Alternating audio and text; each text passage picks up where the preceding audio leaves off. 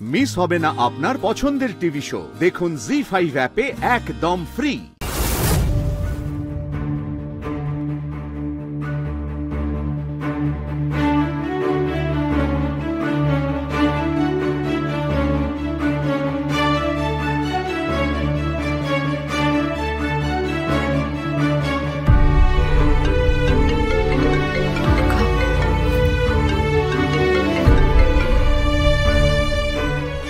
Hello, শুনতে পাচ্ছিস? শাড়িটা নিয়ে এসছি। কোন শাড়ি? আরে তোকে যে শাড়িটার কথা বললাম, যে শাড়িটা আমার মা বিয়েতে পরবে সেটা। শাড়ি? সে কি তুই কোত্থেকে নিয়ে এসছিস? মানে তুই এখন কোথায়? আমি নিচে আছি। ওই স্ত্রীওয়ালা যে স্ত্রী করে তার বউ সেজে এসছি, বুঝলি? কি করছিস বলতো দুর্গা? তুই কি পাগল টাগল হয়ে গেছিস? মাথা খারাপ হয়ে গেছে? আরে ধরা পড়লে কি হবে তুই বুঝতে পারছিস? বাড়ির সবাই মিলে কিন্তু তোকে সন্দেহ করছে। আরে কৌশিকী, তুই তো চাপ নিস না তো, কিচ্ছু হবে না। আমার সামনে গিয়েছিল বলতো ওই যে ওই টাম্মাটা, ওটাকে গোল কামানো কোনো ব্যাপার? ওটাকে গোল কামানো কোনো ব্যাপার নাকি? চাপ নিস না। এটা আমার কথা শোন, দেখবি 4 নম্বর শাড়িটা আমার মায়ের জন্য একটা সুন্দর প্যাকেটের মধ্যে রাখা আছে। ওই শাড়িটা আমার মাকে পরাস কিন্তু।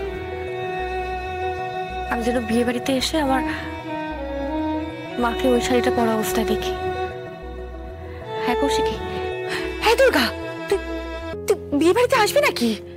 ও মা, এই কি কথা? আরে আমার দিদির বিয়ে, আমার কৌশিকীর মেয়ের বিয়ে, তো আমি আসবো না? সেটা হয়? আমি আসবো, আমি 100 বার আসবো। দুর্গা আমার কথাটা শোন, হ্যাঁ কথাটা ভালো করে শোন। তুই কিন্তু বুঝতে পারছিস না, তুই যদি এই বাড়িতে আসিস তুই কিন্তু ধরা পড়ে যাবি। আরে কৌশিকী, প্রথমত ধরা তো আমি পড়বো না, আর দ্বিতীয়ত এই আমি যদি না আসি না, না আমার বাপের ডিপার্টমেন্ট, না তোর বাপের সিকিউরিটি, কেউ না কিছু করতে পারবে না, বুঝলি তো? কিছু করতে পারবে না। আমি যা বুঝতে পারছি, বিয়ে বাড়িতে একটা গন্ডগোল কিন্তু ঘটানো হবে, বুঝলি? যাকে আমি রাখি এখন, আমি রাখছি, আমি যাই। জগদ্ধাত্রী, এই শাড়িটা তোমার মেয়ে কিনে নিয়ে এসেছে তোমার জন্য। এই শাড়িটা পরো কিন্তু, হ্যাঁ কাকুনের বিয়ের দিন এই শাড়িটা আমি তোমাকে পরিয়ে দেবো, আর তুমি এটাই পরবে, কেমন?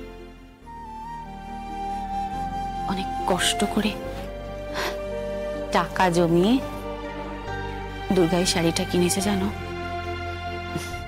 নিজে উপার্জন করে তোমার জন্য শাড়ি কিনেছে।